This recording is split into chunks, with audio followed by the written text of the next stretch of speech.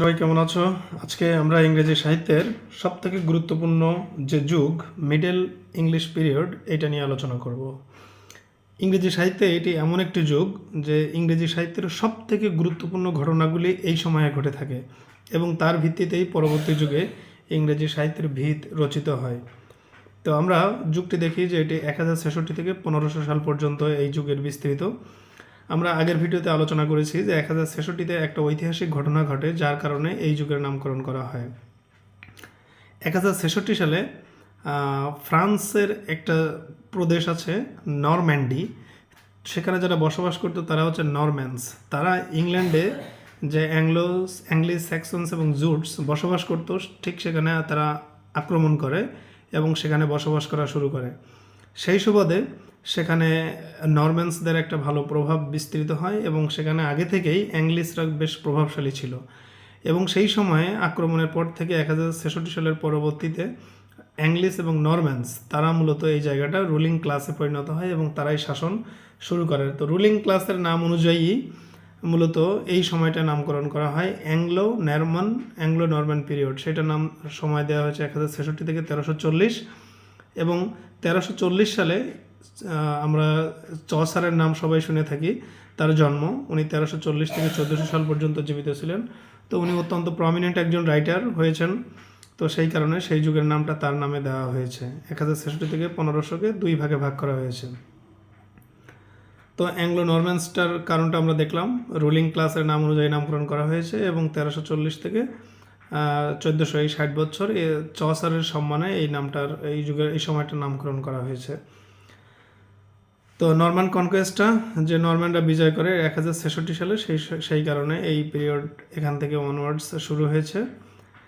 আমরা বেশ কিছু ঐতিহাসিক ঘটনা ঘটে এই ইংরেজি সাহিত্যের যেটা পরবর্তীতে ভিত রচনা করে দেয়। আমরা বেশ ঘটনা এগুলো সাধারণ জ্ঞানেও আসে এই প্রশ্নগুলো।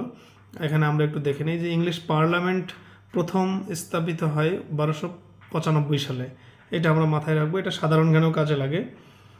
আচ্ছা, 1215 সালে ম্যাগনা কার্টা, এটা খুবই গুরুত্বপূর্ণ, যেটা আমরা যেমন 6 দফাকে আমরা ম্যাগনা কার্টার সাথে তুলনা করে থাকি। ইংরেজি সাহিত্যে এবং ইংরেজি যে যুগে ইংল্যান্ডে ম্যাগনা কার্টা অত্যন্ত গুরুত্বপূর্ণ একটা আইন। তো এটা 1215 সালে প্রতিষ্ঠিত হয়। প্রিন্টিং প্রেস, যা আমরা জানি সাহিত্যের প্রচারণার সাথে প্রিন্টিং প্রেস খুবই গুরুত্বপূর্ণ। প্রথম প্রিন্টিং প্রেস উইলিয়াম ক্যাক্সটন এটি স্থাপন করেন 1476 সালে। সেটাও এই মিডল ইংলিশ পিরিয়ডে এটা ঘটনাটা ঘটে। কনস্টান্টিনোপল ফল, যেটা আমরা জানি 1453 সালে ঘটেছিল। মূলত মুসলমানরা, অর্থাৎ বর্তমান তুর্কি সাম্রাজ্য, যেটাকে অটোম্যান সাম্রাজ্য বলতাম, তারা কনস্টান্টিনোপল, যেটা ইউরোপের সব থেকে শাসনের কেন্দ্রবিন্দু ছিল, তারা দখল করে নেয় এবং সেটার নাম দেয় বাইজেন্টাইন। আমরা জানি যে আমাদের ইতিহাসে বাইজেন্টাইন অত্যন্ত গুরুত্বপূর্ণ একটা প্রভাবশালী নাম। ক্রুসেড, ইংলিশদের সাথে মুসলমানদের যুদ্ধ হয় এবং সেই যুদ্ধে মূলত খ্রিস্টানরাই পরাজিত হয়। তো কনস্টান্টিনোপল নিয়ে আরও একটি কথা বলি। কনস্টান্টিনোপল যখন বিজয় করে মুসলমানরা, সেটার নাম দেয় বাইজেন্টাইন, সেখানে রাজধানী তৈরি হয় এবং ওই সময়ে মুসলমানরা আক্রমণের ফলে এখানে যেসব সাহিত্যিকরা ছিলেন, রাইটার্সরা ছিলেন, তারা মূলত এখান থেকে পালিয়ে ইউরোপের বিভিন্ন দেশে চলে যায় এবং এইটা যেহেতু সংস্কৃতি এবং শিক্ষার কেন্দ্রবিন্দু ছিল, এখানকার লেখকরা যখন পুরো ইউরোপে ছড়িয়ে পড়লো, তাদের জ্ঞান, তাদের শিক্ষা দীক্ষা সমস্ত ইউরোপে ছড়িয়ে পড়লো এবং এই যে ছড়িয়ে পড়া, নতুন করে বিভিন্ন জায়গায় এই জ্ঞানগুলোকে রেনোভেট করা হয়েছে, এটাই মূলত বলা হয় ইংলিশ রেনেসেন্স। এটা অনেক বড় একটা টার্ম, আমি খুবই সংক্ষেপে বললাম। তো এই সময় ফিচার্সটা কি, পরীক্ষায় বিভিন্ন সময় এসে থাকে রেনেসাঁ যুগের ফিচার্স কি। তো আমরা মোটা থেকে 3টি পয়েন্ট মনে রাখবো, এখান থেকে পরীক্ষায় যে কোনোটাই থাকবে।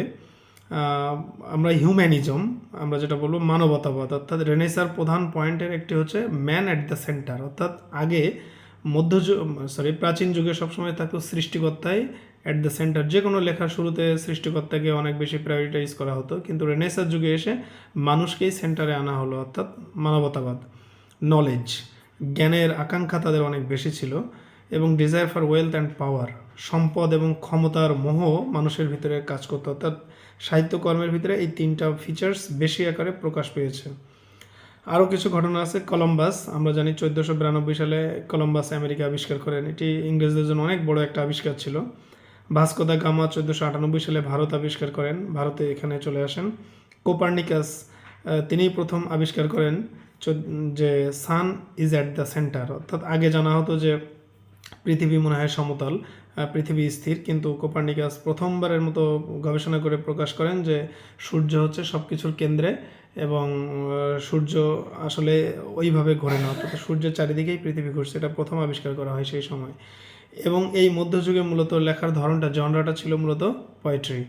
তো আমরা মধ্যযুগ সম্পর্কে এই যে মোটা দাগে কয়েকটি পয়েন্ট আলোচনা করলাম, এইগুলো যদি মাথায় রাখি আমরা আশা করি বিসিএস সহ যে কোনো চাকরির পরীক্ষায় এখান থেকে শতভাগ প্রশ্ন কমন পাবো এবং খুব সহজে উত্তর করতে পারবো। এই ধরনের যদি আরও ভিডিও পেতে চান চ্যানেলটি সাবস্ক্রাইব করুন, আমাদের সাথে থাকুন, নোটিফিকেশন আপনাদের প্রোফাইলে চলে যাবে। ধন্যবাদ সবাইকে, ভালো থাকবেন।